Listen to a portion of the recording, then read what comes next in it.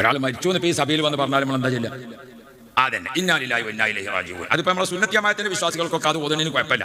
വേറെ കുറച്ച് ആൾക്കാരുണ്ട് നമ്മളെ നാട്ടിൽ മരിച്ചാൽ ഓതാൻ പാടില്ല. ആ കൂട്ടർ ഇവിടെ ഉണ്ടോ? ഉണ്ടെങ്കിൽ ഉണ്ടായിക്കോട്ടെ, ഇല്ലെങ്കിൽ ഉണ്ടാകങ്ങൾ ശ്രദ്ധിക്കാൻ നിൽക്കണം. മരിച്ചോടത്ത് ഓതാൻ പാടില്ല, മരിച്ചാൽ ഖുർആൻ ഓതാൻ പാടില്ല അല്ലേ? ഇപ്പം നമ്മൾ മരിച്ചു എന്ന് കേട്ടപ്പോൾ ഏതേ ഓതിയത്? ഖുർആൻ. അപ്പൊ ഇവരൊക്കെ മരിച്ചു എന്ന് പറഞ്ഞാൽ നമ്മൾ എന്താ ചെയ്യുക? ഇന്നാ ലില്ലാഹി ചെല്ലാൻ പറ്റും. പാർട്ടി മാറിങ്ങാണ്ടേ ഫാഷൻ നോക്കിയാണ്ട് പോയാണ്ടല്ലോ എന്താ വരാൻ പോണെന്ന് നോക്കിക്കോളൂ. മരിച്ചാൽ ഖുർആൻ ഓതാൻ പറ്റുമോ? പറ്റൂല. അപ്പൊ പിന്നെ ഇവരൊക്കെ മരിച്ചു എന്ന് പറഞ്ഞാൽ ഇന്നാ ലില്ലാഹി ചെല്ലാൻ പറ്റുമോ?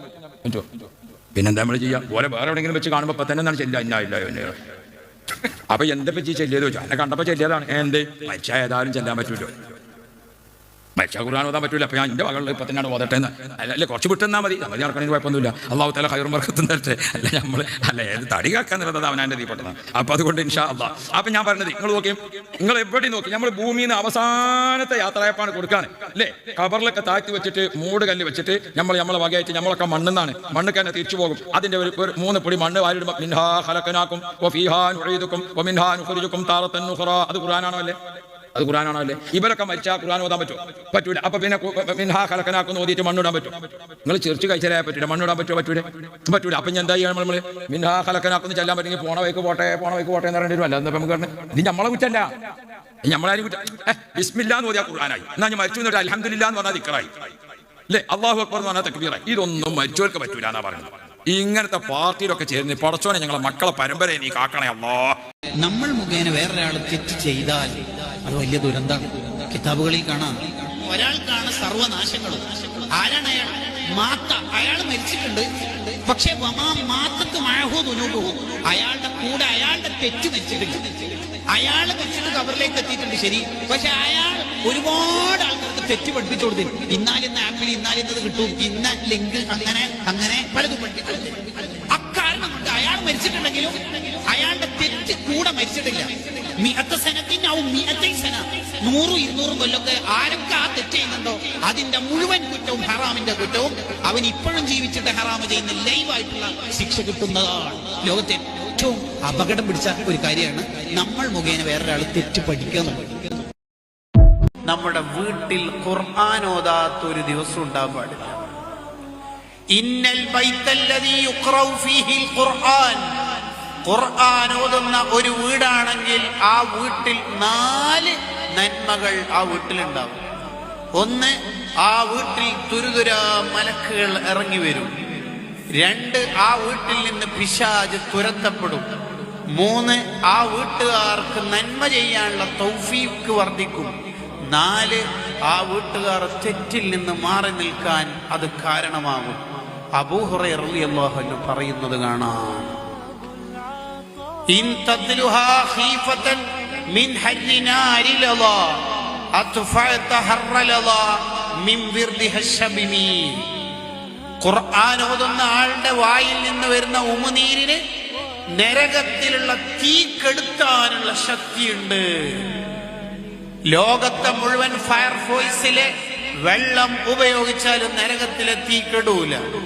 നരകത്തിലെ തീ കെടുത്തിക്കളയാൻ ശക്തിയുള്ള 2 കാര്യം: 1, അള്ളാഹുവിനെ ഭയപ്പെട്ടിട്ട് കരയുന്ന കണ്ണുനീർ. 2, ഖുർആൻ ഓതുമ്പോൾ അയാളുടെ വായിലുള്ള ഉമിനീർ.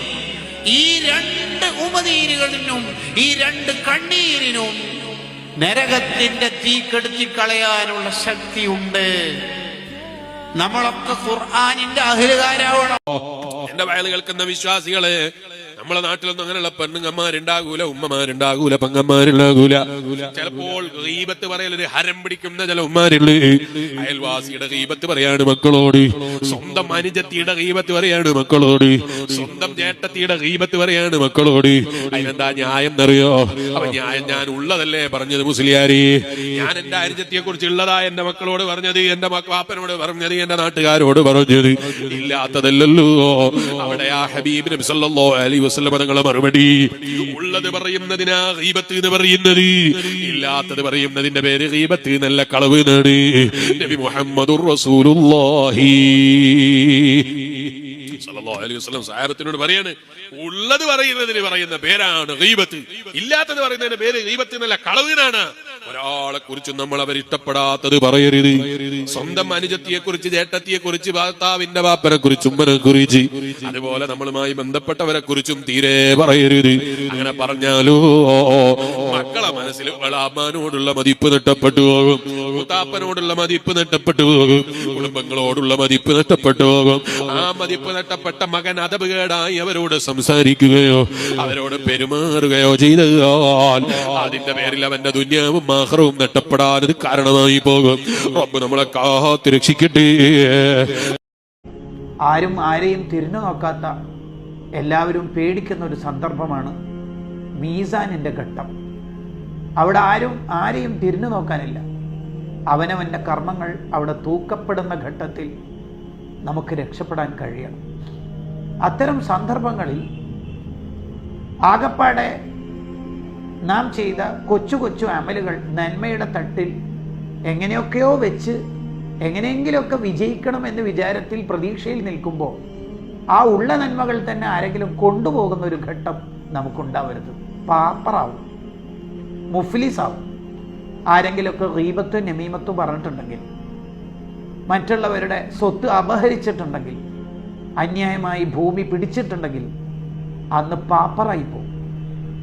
അത് സ്വന്തം ഉമ്മയുടെ കുറ്റമാണ് ഭാര്യയോട് പറഞ്ഞതെങ്കിലും ഇത് ഉമ്മ അറിയുമ്പോൾ ഉമ്മക്ക് വലിയ സന്തോഷമാവും. ഓഹോ, നീ ഭാര്യയോട് ഇതൊക്കെ കുറ്റം പറഞ്ഞിട്ടുണ്ടല്ലേ എന്നെക്കുറിച്ച്. ഈ മോൻ്റെ അമലുകൾ ഉമ്മ കൊണ്ടുപോകും. നഫ്സി നഫ്സി എന്ന് സ്വന്തം നോക്കുന്ന ഘട്ടത്തിൽ അന്ന് മനസ്സിലാവും വെറുതെ ജീവിതത്തിൽ സോഷ്യൽ മീഡിയയിലും മറ്റും എൻഗേജായി ആരെയൊക്കെ ഗീബത്തും നമീമത്തും പറഞ്ഞ് എൻ്റെ ജീവിതം കൊളാക്കിയതിൻ്റെ നഷ്ടം അന്ന് ബോധ്യപ്പെടും. അതുകൊണ്ട് കൂട്ടുകാരെ, നമ്മുടെ നന്മ നമുക്ക് തന്നെ ഉപകരിക്കണം. നന്മയുടെ തട്ടിൽ തുലാസിൽ ഭാരമുള്ള കർമ്മങ്ങൾ നമ്മൾ ചെയ്തു വെക്കണം.